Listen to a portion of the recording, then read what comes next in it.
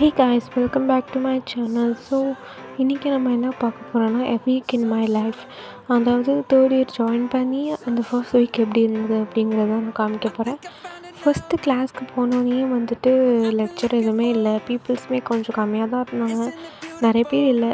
So நாங்கள் வந்து game விளையாட ஸ்டார்ட் பண்ணிட்டோம். கேமில் டைம் போனதே எங்களுக்கு தெரியல. இன்னொரு பக்கம் என்னென்னா ரிசல்ட்டை நினச்சி எங்களுக்கு ரொம்ப பயமாக இருந்தது.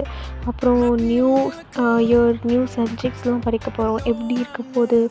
நிறைய பேர் சொல்லுவாங்க தேர்ட் இயர் வந்து ஹனிமூன் பீரியட்னு. பட் ஆனால் எங்களுக்கு தான் தெரியும் இப்போ வந்து அது ஹனிமூன் பீரியடே கிடையாது. அது மட்டும் இல்லாமல் இங்கே ஃபஸ்ட்டு டைமே வந்துட்டு ஃபஸ்ட் வீக்கே வந்து லெக்சர்ஸ் எல்லாமே கம்மியாக தான் இருந்தது. அப்புறம் ரிசல்ட்டுக்காக ரொம்பவே ப்ரேயர் பண்ணிகிட்ருந்தோம். ஆல்மோஸ்ட் நாங்கள் வந்துட்டு ஓரளவு ஃபிசியாலஜி, பயோகெமிஸ்ட்ரி அந்த மாதிரி கவர் பண்ணதுனால நமக்கு இது எல்லாமே செகண்ட் இயரில் யூஸ்ஃபுல்லாக இருந்தது. அதே மாதிரி தான் செகண்ட் ஃபுல்லாக பேத்தாலஜி, மைக்ரோபயாலஜி படிக்கிறதுனால தேர்ட் இயர்ஸ்க்கு நம்ம சப்ஜெக்ட்ஸுக்கு ரொம்பவே யூஸ்ஃபுல்லாக இருக்கும்.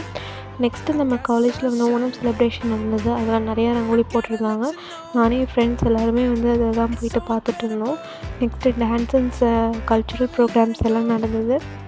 அப்புறமா ப்ரோக்ராம்ஸ்லாம் முடிஞ்சதுக்கப்புறம் நெக்ஸ்ட் டேலேருந்து வந்து எங்களுக்கு ஃபுல் அண்ட் ஃபுல் லெக்சர்ஸ் தான் இருந்தது. லெக்சர்ஸ் முடிஞ்சு அதுக்கப்புறமா பேக் டு பேக் அசைன்மெண்ட்ஸ், அப்புறம் கொஞ்சம் ரிவைஸ் பண்ணிவிட்டு அந்த டே அப்படி போயிடுச்சு. இன்னும் நிறையா மினி விலாக்ஸ்லாம் நமக்கு தெரியணும் அப்படின்னா என் சேனலை மறக்காமல் சப்ஸ்கிரைப் பண்ணிக்கோங்க. பாய்.